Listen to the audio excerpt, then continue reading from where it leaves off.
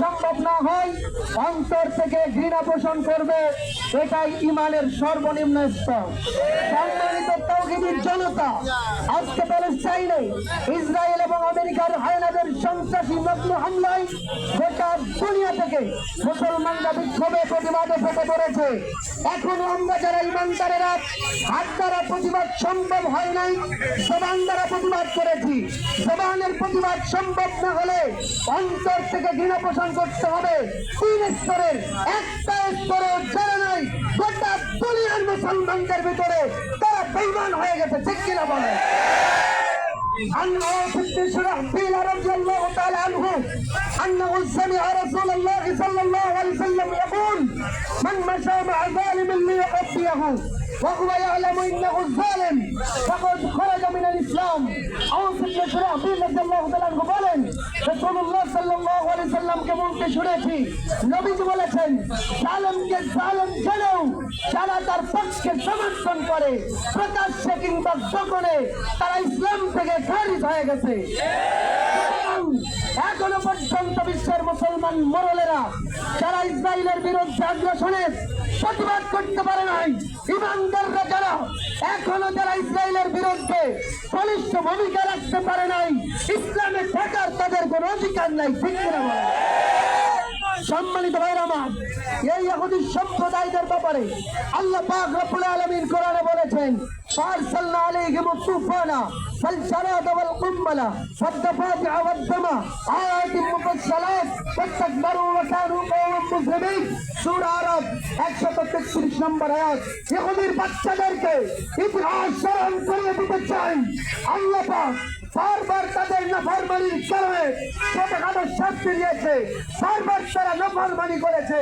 সূরাতুল আরাফ 135 আল্লাহ পাক বলতেছেন, ফালাম্মা কাশাফনা আনহুম রিজসা ইলা আজালিন হুম বালিগুহু ইদা হুম ইয়ানকুসুন।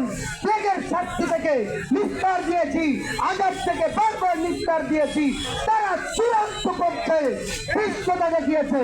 তারা মূসা আলাইহিস সালাম সহ মূসার জাতিকে হত্যা করবার জন্য এই ইহুদির বাচ্চারা আক্রমণ আগ্রাসন চালিয়েছিল।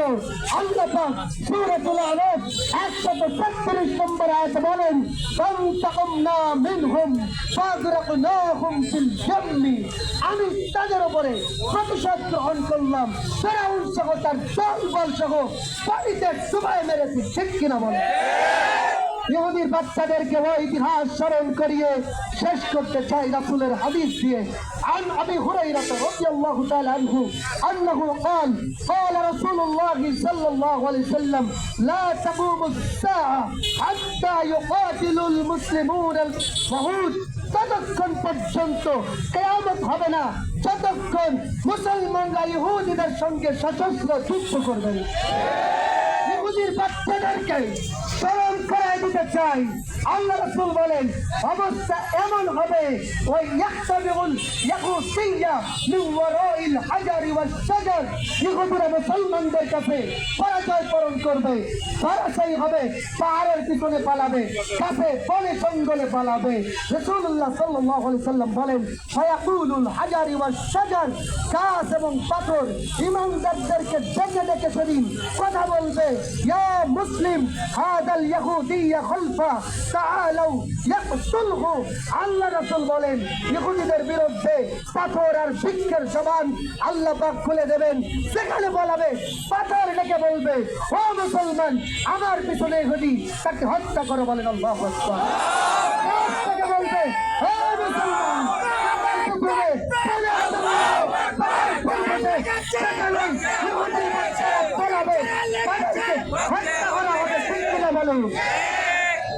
এই জিহাদ মুসলমানদের দ্বারা হবে, तमाम দুনিয়ার মুসলমান এক হতে হবে ইহুদি খ্রিস্টান আর মুশরিকদের বিরুদ্ধে।